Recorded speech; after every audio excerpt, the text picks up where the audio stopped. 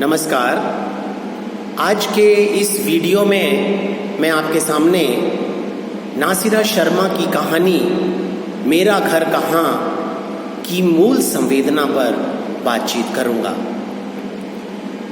मेरा घर कहाँ नासिरा शर्मा की एक बहुत ही मार्मिक और करुण कहानी है।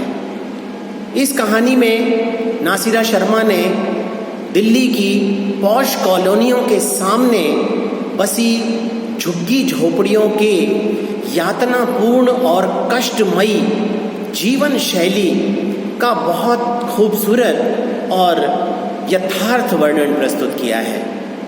इन्हीं झुग्गी झोपड़ियों में एक झुग्गी लाली धोबिन के पति राजा की है। राजा बेरोजगारी से तंग आकर शहर में इस झुग्गी झोपड़ी में खाली पड़ी जमीन पर बस गया था। उसके परिवार में 3 बच्चे हैं और उसकी पत्नी लाली है।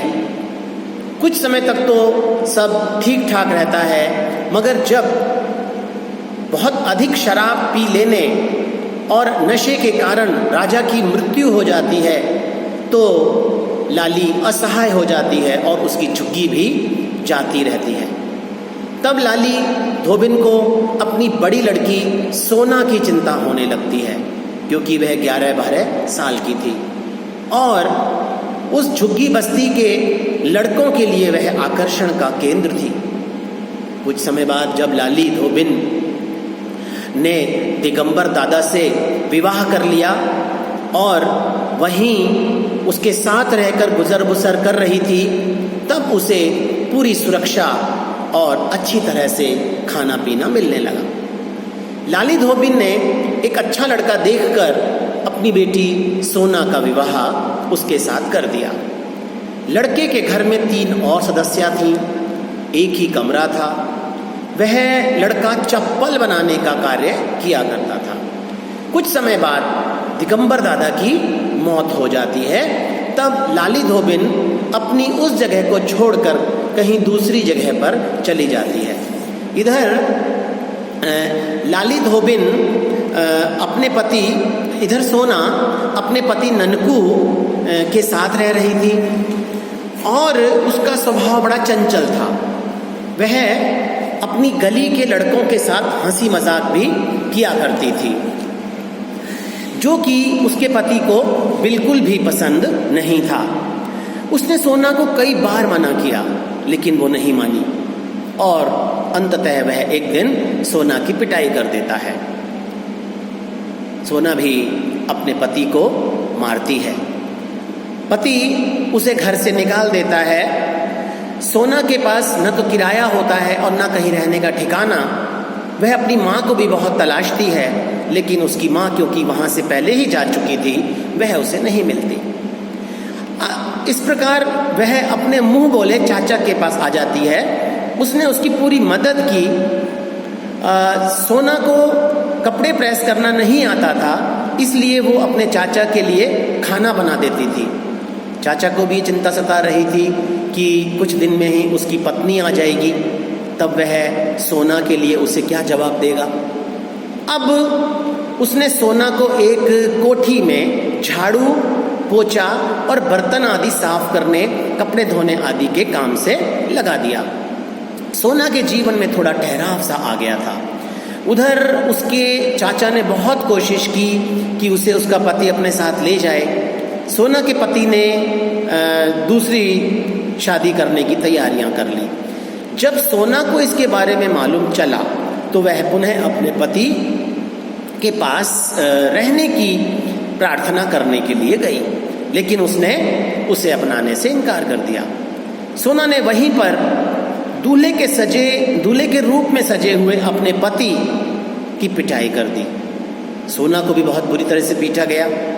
रोती रोती वह पुनः अपने चाचा के पास आ गई।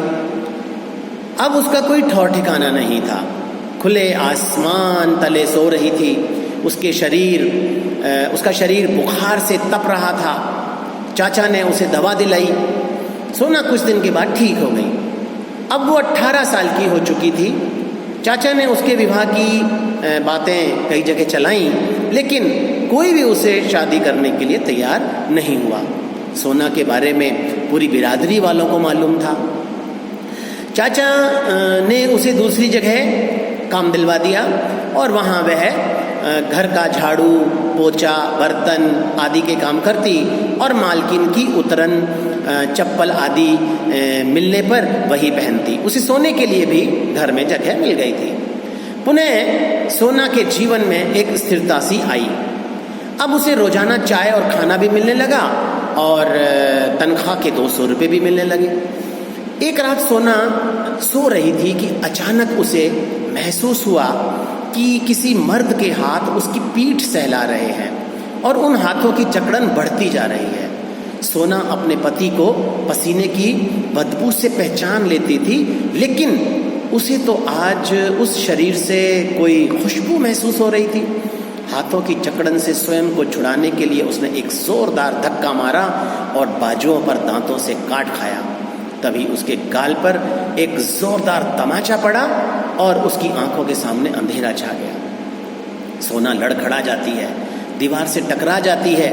कुछ देर सांसें रोककर निर्जीव की भांति खड़ी रहती है। सोना को बेहोश जानकर वह मर्द जो कि छोटा साहब था, उसने उसे जमीन पर लिटाया और तभी उसने पूरी ताकत से लात छोटे साहब की छाती पर दे मारी और कार तथा साइकिल के औजारों के बीच से कुछ उठाया और भरपूर हाथ से छोटे साहब के सिर पर दे मारा।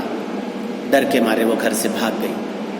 अब सोना फिर से असहाय हो गई, अनाथ हो गई, दर दर भटकती फिरती। अब अपने बाप की झुग्गी में ही वो रहने लगी।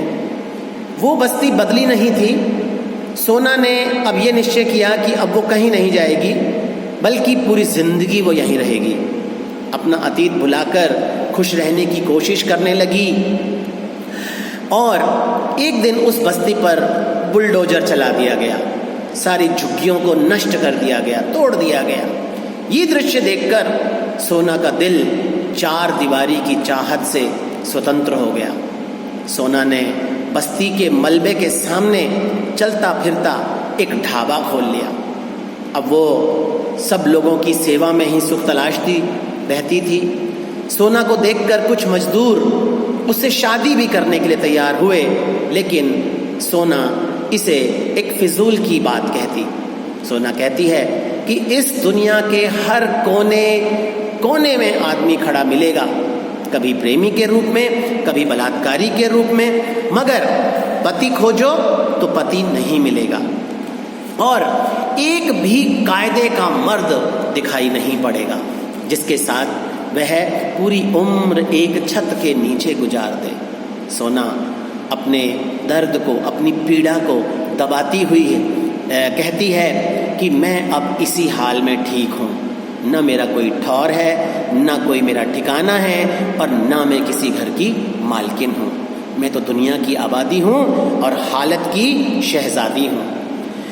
लेखिका नासिरा शर्मा ने सोना के बहुआयामी संघर्ष का यथार्थ चित्रण इस कहानी के माध्यम से, मेरा घर कहाँ कहानी के माध्यम से हमारे सामने रखा है। सोना बार बार अत्याचारों का शिकार होती है, बार बार उसे लूटा खसोटा जाता है। हर बार जब जब वो चार दीवारी में चैन की जिंदगी गुजारने की कोशिश करती है, तब तब उसे केवल शोषण मिलता है, अत्याचार मिलता है। उसके शरीर को नोचने के लिए लोग तैयार रहते हैं और इसके अलावा उसे कुछ नहीं मिल पाता है। अब सोना अपना घर बसाने की अभिलाषा भूल जाती है। वो अपनी आकांक्षा को छोड़ देती है। उसे तभी सुख की पूर्ण अभिव्यक्ति होती है और वह अपनी तरह से अपना जीवन जीने के लिए आश्वस्त होती है और तैयार रहती है। निष्कर्ष रूप में हम कह सकते हैं कि मेरा घर कहाँ कहानी में नासिरा शर्मा ने स्त्री के शोषण और यातनापूर्ण जीवन की सजीव कथा को हमारे साथ रखा है। यह कथा झुग्गी झोपड़ी में रहने वाली उस हर औरत की कहानी है जो अपने जीवन में न जाने कितनी यातना झेलती है, कितना शोषण सहती है, कितना अत्याचार सहती है। धन्यवाद।